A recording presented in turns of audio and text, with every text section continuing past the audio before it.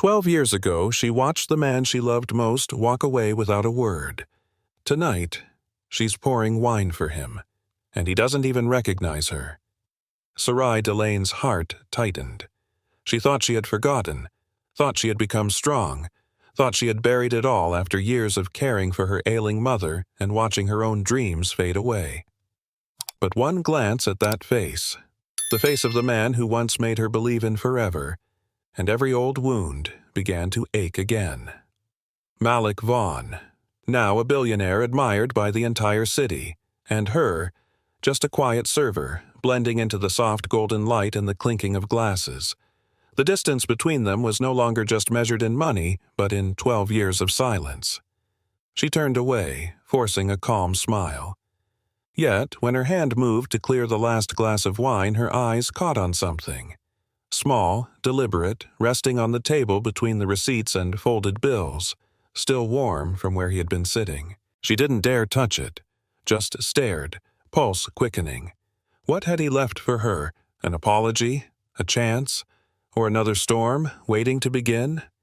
Stay, to see what happens when the past you thought was buried comes knocking again. Sarai steadied her breath, pressing the tray against her chest. At 33, she had once dreamed of opening a small bakery filled with sunlight and cinnamon. Now, her world smelled of wine, polished wood, and tired evenings. Behind the counter, the old clock ticked too loudly. Another reminder of how long she'd been waiting. "Table 12's VIPs want your charm," called Tasha Blythe, her manager. Sarai forced a smile. Her feet ached, her hands were rough from detergent, yet she nodded. "Got it, Tasha." Before walking out, she caught her reflection in a silver serving tray. The woman staring back looked older than she remembered, strong but worn. She whispered under her breath, "Just one more shift, Mama. Just one more." The thought of her mother lying in that small apartment, surrounded by pill bottles and quiet prayers, gave her strength. She squared her shoulders and walked toward the golden glow of the dining room. 12 years had passed since the night her life split in two, before Malik Vaughn left and after. And tonight, without warning, both halves were about to collide again. Sarai approached table 12, steady as she could manage. Laughter and polished shoes, the scent of expensive cologne, everything about them spoke of power. Malik sat at the center, sleeves rolled, wristwatch glinting. He was older, sharper, but unmistakably him. Her pulse quickened. She gripped the tray tighter. "Good evening, gentlemen," she said, her tone smooth, almost detached. "Would you prefer champagne or our house wine tonight?" Malik looked up just for a moment. His eyes brushed over her face, polite, indifferent.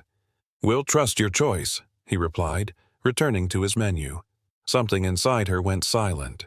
He didn't recognize her, or worse, he did, and pretended not to.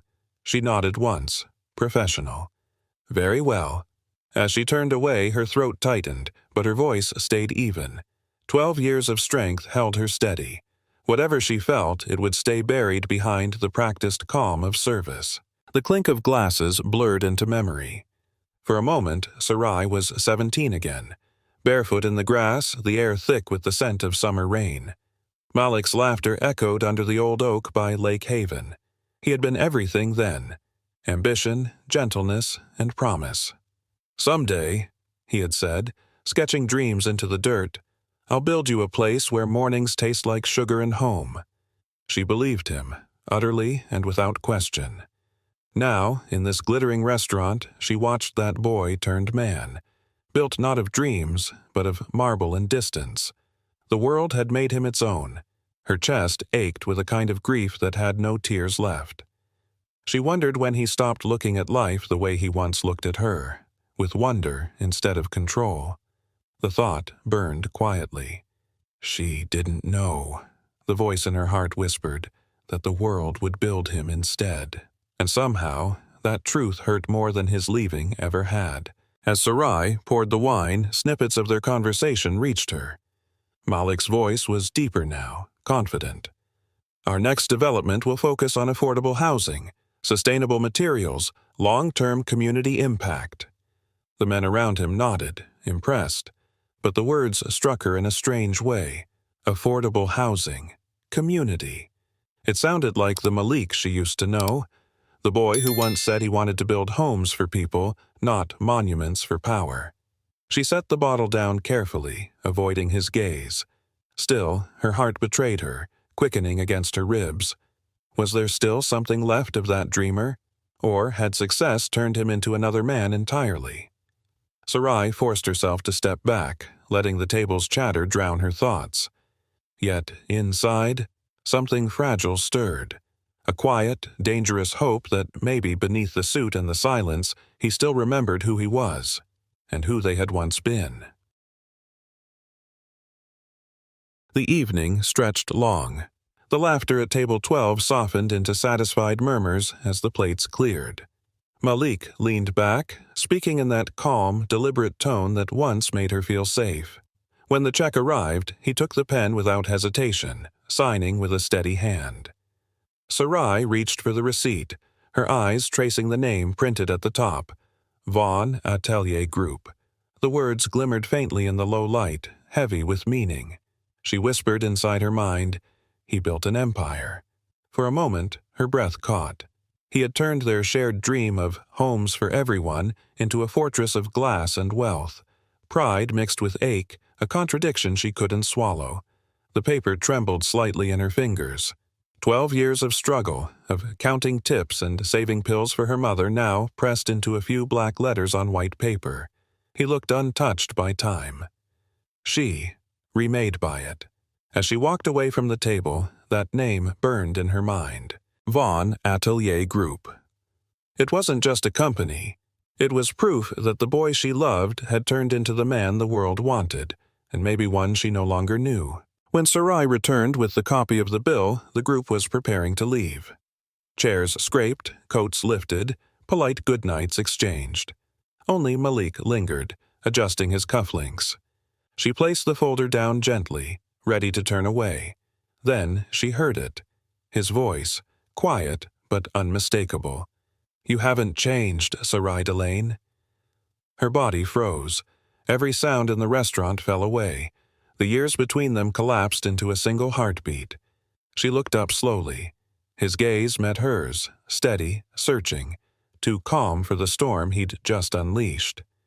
She wanted to speak, but nothing came. Words caught like stones in her throat. He smiled faintly, not the boyish grin she remembered, but something older, weighted with memory. And just as quickly he stepped back, slipping the pen into his pocket. "Good night," he said softly, and turned to leave. Her heart pounded. The ghost of her past had spoken her name, and in that single breath, the world tilted off its axis. Sarai stood behind the counter, trying to slow her heartbeat. The restaurant was closing, the lights dimming to gold. She gathered the last glasses, her movements mechanical. At table 12, the seats were empty now. Only the faint scent of his cologne lingered. And something else. A small, white card lay beneath the edge of a folded napkin. Her name was written in his handwriting, sharp and deliberate. "Tomorrow, 2 p.m. I owe you answers." No signature, but she didn't need one. She held the card between her fingers, the edges pressing into her skin. Part of her wanted to throw it away, to end this before it began. But another part, the part that still dreamed, still wondered, refused to let go. Her pulse thudded in her ears. What answers could possibly come after 12 years of silence? And why now? When she finally slipped the card into her apron, her hands were trembling. Fate had written her an invitation, and she didn't yet know if it was a gift or a warning. The next morning, sunlight crept across the small apartment, touching the framed photographs on the wall. Sarai brewed tea in silence, the card still on the counter beside her. A soft cough broke the quiet. "Morning, sweetheart," came her mother's voice. Evelyn Delane leaned weakly against the doorway, her smile fragile but warm. Sarai hurried to steady her. "You should be resting." Evelyn chuckled faintly. "The past always knocks, child. Whether we answer or not, it finds its way in." The words caught Sarai off guard. She looked away, hiding the card with her hand. "It's just work stuff, Mama." Her mother's eyes, still sharp, studied her face. "Work doesn't make you look like that." Sarai sighed, guiding her to the couch. "Drink your tea, okay?" As Evelyn sipped, her thin fingers brushed Sarai's wrist. "Whatever he's brought back into your life, make sure it's not pain." Sarai nodded softly, but the weight of the card still burned in her pocket. She knew she'd go. She always knew. The next afternoon, Sarai stepped into the glass tower downtown, the letters Von Atelier Group gleaming above the entrance. She clutched her purse tight, her palms damp. The elevator rose higher and higher, each floor a memory she tried not to revisit. By the time the doors opened on the 48th floor, her breath was shallow. The office stretched wide, all glass and steel, sunlight pouring across white marble. The skyline of Savannah spread out below, endless and unreachable. She waited near the doorway until a quiet voice said, "You came." Malik stood by the window, hands in his pockets, the city reflected in the glass behind him. "I wasn't sure if you'd remember me," she said. He turned, a faint smile ghosting across his face. "How could I forget?" But the air between them told another story, one filled with silence, questions, and the weight of everything they'd left unsaid. And though she stood in his world now, she couldn't shake the feeling that she'd stepped into something far more fragile than glass, a past that could still break her. They sat across from each other, a silence thick enough to touch. Malik's voice broke it first, low and measured. "You deserve to know the truth. The day I left, it wasn't my choice." Sarai's eyes narrowed. "Then whose was it?" "My father's," he said. "He found out about us. Said if I didn't end it, he'd pull your scholarship, ruin your mother's teaching job. He had connections everywhere, Sarai. He could have done it." Her heart pounded. "So you left to protect me?" "Leaving you was the only way to save you," he whispered. Her breath hitched, but her voice stayed sharp. "You saved me by destroying me." He flinched, guilt flickering across his face. "For years, I thought I wasn't enough," she said quietly. "That you just stopped loving me." "I never stopped," he replied. "But at 17, I didn't know how to fight him. I thought disappearing was mercy." Sarai looked at him, the man she'd once trusted with her entire heart. "You call it mercy," she said, voice trembling, "but it felt like punishment." The truth didn't bring relief. It only reopened the wound that had been waiting all along. Malik exhaled slowly, his gaze falling to the floor. "There's more you don't know," he said. "Our families. They were tied together long before us. My father and yours worked on a real estate deal that went bad. Lawsuits, betrayal, money lost. It turned into a feud that lasted decades." Sarai frowned. "A feud? Over money?" He nodded. "Over power, reputation, pride. My father swore no Vaughn would ever be connected to a Delane again. He thought your family had humiliated him." Her stomach twisted. "So, we were doomed before we even began." Malik's voice was thick. "He used us to make his point. When I told him I loved you, he said I was repeating his mistakes. He couldn't stand the idea of history circling back." Sarai's chest tightened, realizing their love had been collateral damage in a war neither of them started. "All this time," she murmured, "I thought we broke because of us, but it was their ghosts pulling the strings." He looked up at her. "And we're still living in their shadow." The past, she understood now, wasn't gone. It was inherited. Malik walked to a cabinet and pulled out a framed sketch. The paper was yellowed, edges curled. "Do you remember this?" Sarai took it slowly. A hand-drawn house. Small, simple, sunlight pouring through wide windows.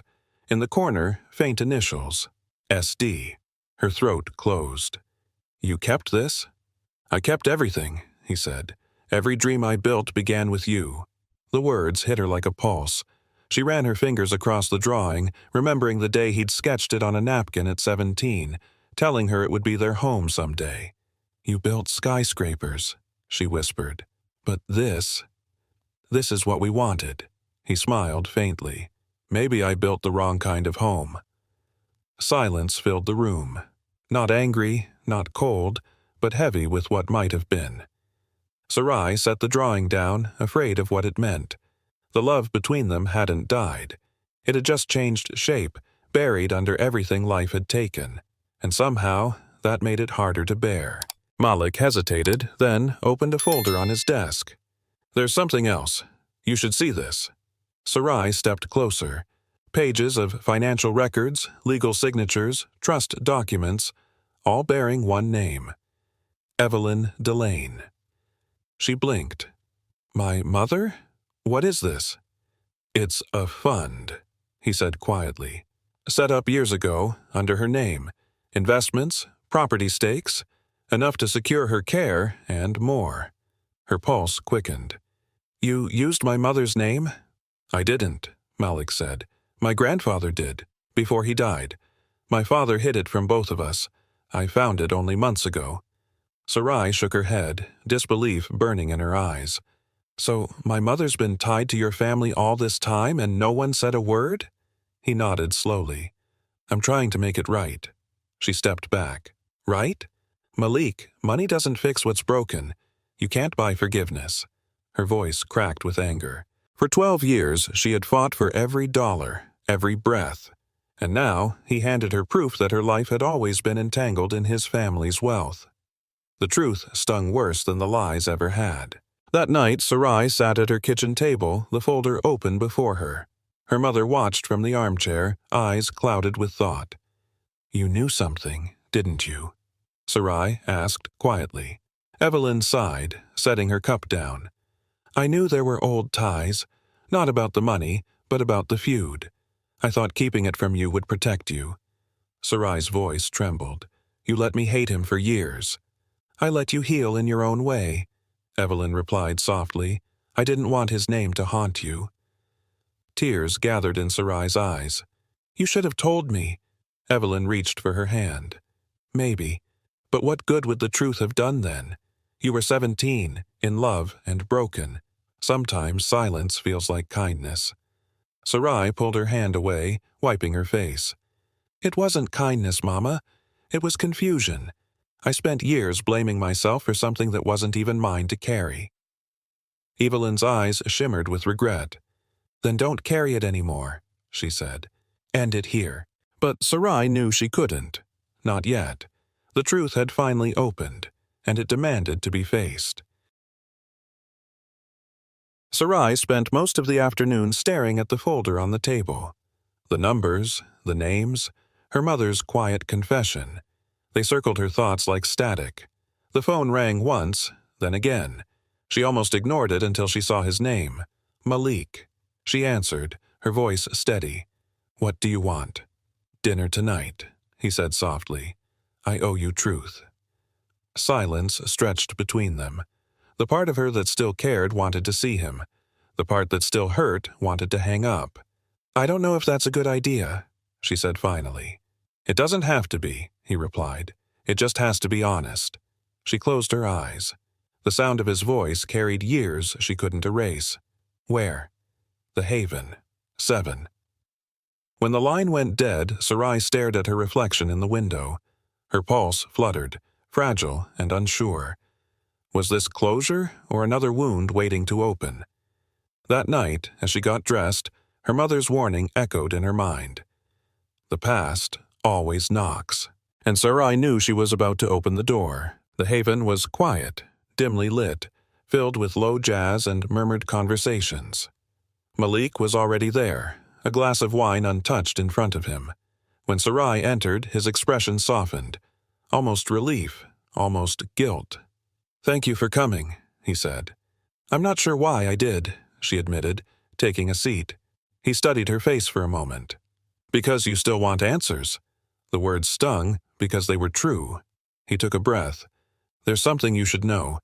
I've been acquiring the Crawford Group, the company that crushed your father's business." Her fingers went still on the edge of the table. "Your what?" "It's nearly complete. Every asset, every contract." Sarai's chest tightened. "So this is revenge?" "It's business," he said, too quickly. She shook her head. "You're building an empire out of ruins, my family's, yours." He met her gaze. "I'm fixing what they broke." But as he spoke, she realized something colder.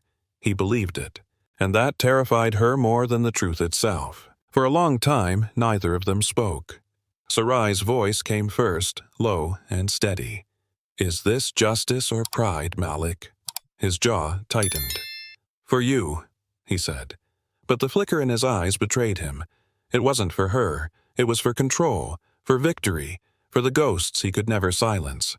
"Don't make me your excuse," she said. "You can't turn destruction into devotion." He leaned forward. "You think I did this for power? I did it because I couldn't protect you back then. I won't let anyone touch what's yours again." "That's not love," she said quietly. "That's obsession." He looked away, the truth cutting deeper than he'd expected. For a moment, the air between them was raw, both of them standing on the edge of something that looked like love, but felt like war. When she rose to leave, his voice followed softly. "You'll see, Sarai. One day, you'll understand." She didn't answer, because deep down, she feared he might be right, and that terrified her most of all. That night, sleep never came. Sarai sat in the glow of her laptop, staring at Malik's company website. His face appeared in every article. Visionary, philanthropist, savior. The inbox pinged. A new message. Unknown sender, Dr. Corinne Ashford. Subject: You deserve to know what Malik truly did. Her stomach turned.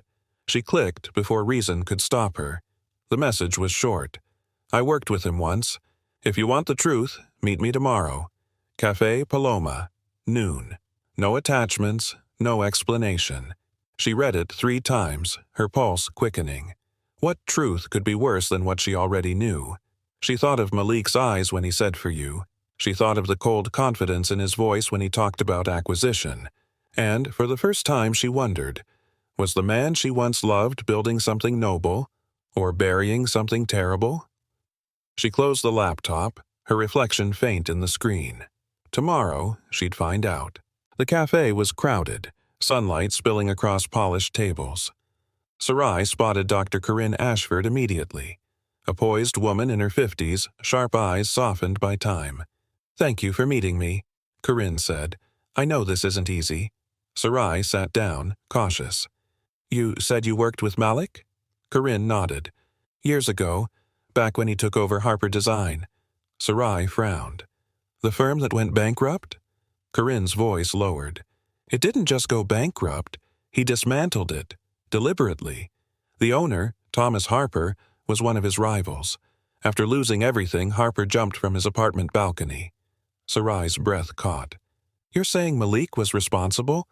"I'm saying he knew what he was doing," Corinne replied. "Every move was calculated. He called it strategy. The rest of us called it cruelty." Sarai stared at the untouched coffee between them, nausea rising. "He's not who you think he is," Corinne said gently. "He builds empires on guilt. And now he's rebuilding himself through you." The words lodged deep. Sarai left the cafe without finishing her drink. For the first time, she wasn't sure if she feared Malik, or how much she still wanted to believe him. Sarai walked aimlessly through the streets after leaving the cafe. The noise of traffic faded under the echo of Corinne's words. "He doesn't love. He controls." The sentence repeated in her mind, sharp and steady, like a wound reopening. She wanted to dismiss it, to defend him, but fragments of memory betrayed her. The way Malik's voice hardened when he talked about winning, the calm certainty when he called destruction strategy. Maybe Corinne was lying, maybe she wasn't. By the time she reached her apartment, her hands were trembling. The folder from Malik still sat on her kitchen table, beside the card that had brought her back to him. One truth said he was a man trying to right his father's wrongs. The other whispered he was simply repeating them, with her as collateral. She pressed her palms to her eyes, fighting the tears. Love had always been her anchor, but now it felt like a trap, and somewhere deep inside, she feared that both truths could be real. The knock came late that night. 3 soft taps, familiar enough to make her heart lurch. When she opened the door, Malik stood there, rain-soaked, eyes raw. "I know what she told you," he said quietly, "and she's not wrong. I did ruin lives, but I'm not him." His voice broke, every word trembling. "I've changed, Sarai. I swear I've changed." She stared at him, unable to speak. The pain on his face was too human to ignore, but the shadows behind his words were darker than ever. "I built everything to prove I wasn't my father," he said, "but every step turned me into him." Sarai's throat tightened. "Then why come back?" "Because you're the only thing I ever built that felt real." Tears blurred her vision, but she didn't move closer. "I wanted to believe that once," she whispered. "But real things don't destroy everything around them." He reached for her hand, but she stepped back. For the first time he looked small. Not powerful, not untouchable, just broken. Behind Sarai, a frail voice cut through the silence. "That's enough." Evelyn stood in the doorway, wrapped in her robe, eyes steady. "Love isn't apology, Malik. It's consistency." Malik turned, guilt washing over his face. "Mrs. Delane." She shook her head. "Don't use that voice on me. I've seen men like you my whole life, thinking love is redemption when it's just regret." Sarai swallowed hard, torn between them. Evelyn stepped closer to her daughter. "You can forgive him without following him." Her words landed heavy, true. Malik's jaw clenched. "You think I haven't tried to be better?" Evelyn's tone softened. "Trying isn't being. If you want to prove you've changed, stop asking her to carry your guilt." Sarai looked at him, her mother's hand resting on her shoulder. The ache in her chest deepened. Love, pity, and something close to release. Malik lowered his head. For the first time, he had nothing left to say. Days later, Malik asked to see her one last time. They met in the quiet corner of her bakery, where the scent of vanilla filled the air. He set an envelope on the counter. "It's everything I own tied to your family's name. Property, patents, yours, no strings." Sarai stared at it. "Why?" "I can't undo the damage," he said, "but I can give back what was stolen." Her fingers brushed the envelope, then withdrew. "Money can't buy forgiveness, Malik." "I know," he whispered, "but maybe it can buy peace." She looked at him, the man who had been her past, her wound, and her lesson. "Peace doesn't come from money. It comes from letting go." He nodded slowly. "Then I hope you find it." She pushed the envelope back toward him. "I already did." The weight of unspoken love hung between them. For once, neither tried to fill the silence. Sometimes walking away was the only kind of forgiveness left. Night settled over the city. Sarai stood by the window of her apartment, lights flickering across the skyline. The ache in her chest was still there, but it no longer consumed her. She thought of Malik, of the boy who once dreamed of building homes, of the man who built walls instead. There had been love, real love, but love wasn't always enough. She closed her eyes and exhaled, a slow release of years she had carried too long. Down on the street, a car pulled away. The sound of departure more final than words. For a long moment she let herself feel everything. Grief, relief, gratitude. Then she whispered, "Goodbye, Malik." A tear escaped, tracing the softest path down her cheek.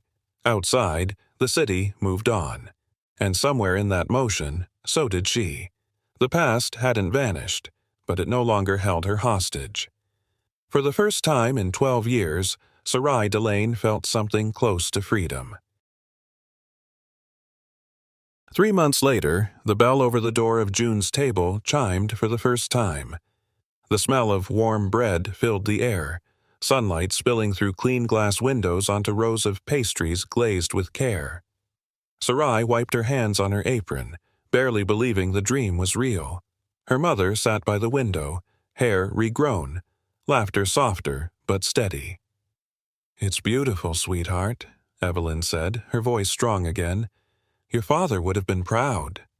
Sarai smiled, tears catching at the corners of her eyes. "I just wanted to build something good, something honest."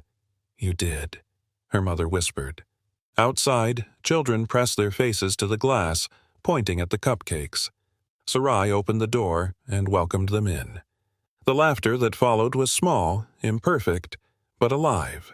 The world that once felt heavy now seemed to hum with quiet forgiveness. For the first time, Sarai didn't measure her worth by what she'd lost, but by what she was creating. Healing didn't arrive all at once. It came with every loaf that rose, every smile that entered her shop. Every morning her mother was still there. Her life wasn't rebuilt. It was reborn. The day was already busy when he appeared. Malik stood by the door of June's table, holding a small bouquet of wildflowers, the same kind he'd once picked for her at 17. He didn't speak right away. Sarai froze, her pulse quick and unsure. He placed the flowers on the counter, along with an envelope. "For the Harper Foundation," he said quietly. "Scholarships. For young architects who never got a chance." She looked at him, surprise softening into understanding.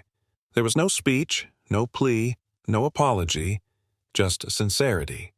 "I didn't come to ask for anything," he added. "I came to return something I took. Hope." Sarai nodded slowly. "Maybe this time you're building the right thing," he smiled faintly. "Maybe we both are." He turned to leave, pausing at the door. "Congratulations, Sarai. You made something beautiful." And when he was gone, she unfolded the check. Generous, but more meaningful than the money was what it represented.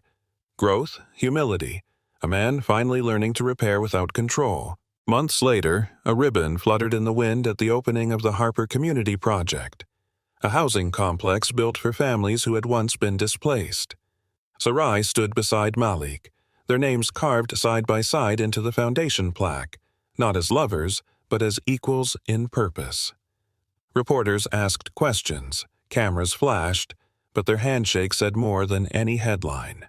For Malik, it was redemption, not through words, but through work.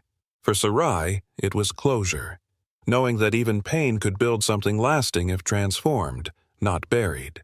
They walked the grounds together, passing new tenants carrying boxes and children running through the courtyard. "Do you ever think about what could have been?" Malik asked softly. Sarai smiled. "I used to. Now I think about what is." Their eyes met one last time, not as past and present colliding, but as two people finally at peace with both. Some stories don't end in reunion. They end in rebuilding. 6 months later, June's table buzzed with life. The walls glowed with framed photographs, one of Sarai and Malik beneath the old oak tree, 17 and laughing, and another from the Harper Project opening day, both older, wiser, unbroken. Customers came and went, unaware of the history tucked between those two images. Sarai refilled a pastry tray, her gaze pausing on the photographs. Beneath them, a small brass plaque read, "Some promises take longer to keep." Her mother chuckled from behind the counter. "You kept yours, darling." Sarai smiled softly. "And maybe he kept his too, just in a different way." Outside, evening light poured in golden ribbons across the floor. The world felt simple again. Not perfect, but kind. Love, she realized, wasn't about holding on. It was about learning. And hers had finally learned how to breathe. In a world obsessed with money, fame, and power, Sarai had learned the quietest truth of all, that real victory isn't about rising above others, but rising above who you used to be. Love had once broken her. Then it rebuilt her, not through Malik's return, but through her own choice to forgive without forgetting, to love without losing herself. Malik had found his redemption in action, not promises. Sarai had found hers in peace, not possession. They both learned that healing doesn't always mean reunion. Sometimes it simply means no longer hurting when you remember.